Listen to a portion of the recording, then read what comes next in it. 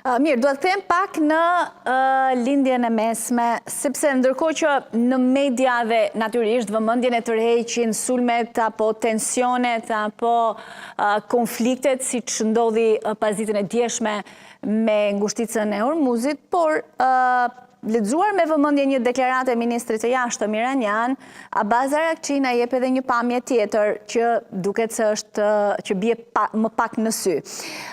Në pjesën e një reagimi në Twitter shkruan, ndërsa bisedimet po përparojnë fal përpjekjeve të Pakistanit, Shtetet e Bashkuara duhet të kenë kujdes që të mos tërhiqen sërish në një situatë të ndërlikuar nga palë dashakeqe.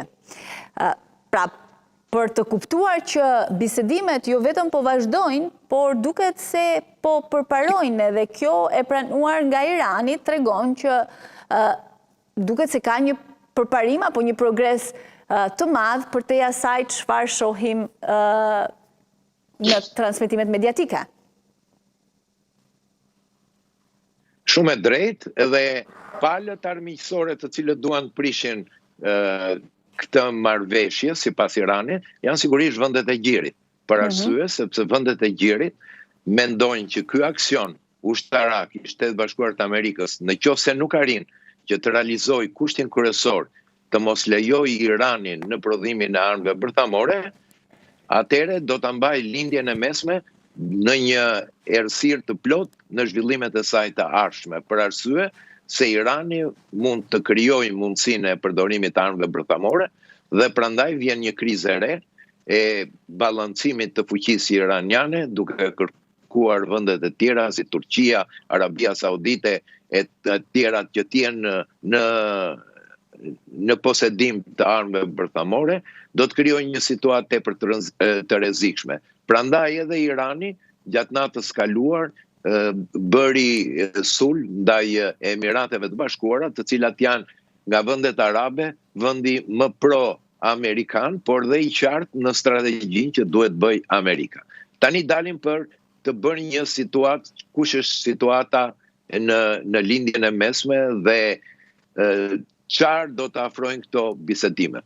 Dihet që Shtetet Bashkuara të Amerikës në një farë mënyre i kanë vendosur një kosto tepër të lartë Iranit nga dita në ditë, duke bërë atë që Trumpi para 10 ditëve tha që aktualisht ky konflikt me Iranin do të çojë në ndryshimin e regjimit. Pse? Për arsye sepse bllokimi i kanalit të Hormuzit i jep një kosto ekonomisë iraniane mbi $500 milion në ditë.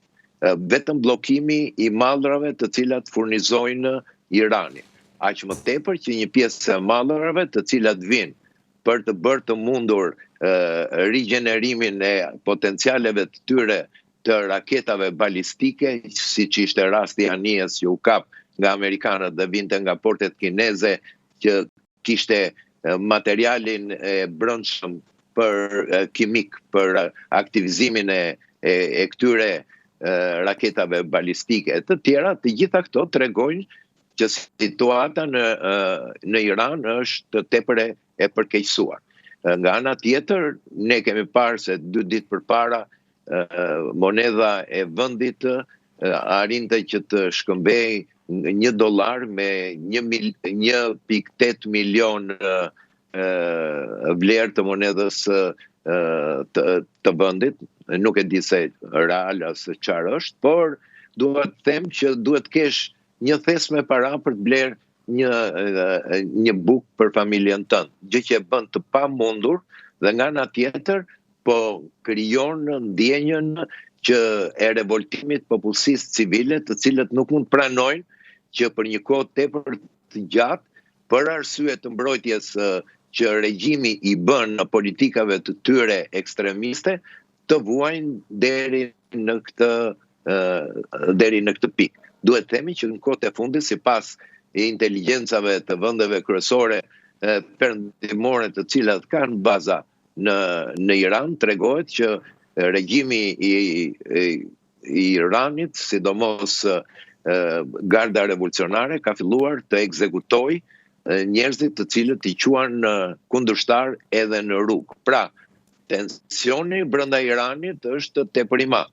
Është Irani që kërkon të jetë një zgjidhje, por Esmeralda janë 3 gjëra që kondicionojnë Shtetet Bashkuara të Amerikës për të mbyllur këtë luftë. Janë 3 pika të cilat lidhen. Së pari, nuk ka asnjë kompromis për atë armët bërthamore. Irani do të detyrohet që ta japi këtë pikë në disa ditë. Nuk dihet se si do të jetë marrje të këtyre materialeve të por uraniumit. Por e la të hapur me propozimin e fundit, që do të diskutoj dhe për armët bërthamore, gjë që e kishte përjashtuar fillimisht. Ju keni drejt në 14 pikat e fundit që presidenti Trump tha do t'i shqyrtoj në fund të javës, çështja e prodhimit të armëve bërthamore nuk prekej. Prekeshin vetëm sanksionet e perëndimit dhe atje ku ishte pika më kryesore që Irani kërkon të negociojë duke bllokuar me ato mjete që ka, relativisht tepër të vogla, anije të vogla ushtarake që kanë mbetur për të kontrolluar nxjerrjen e Hormuzit.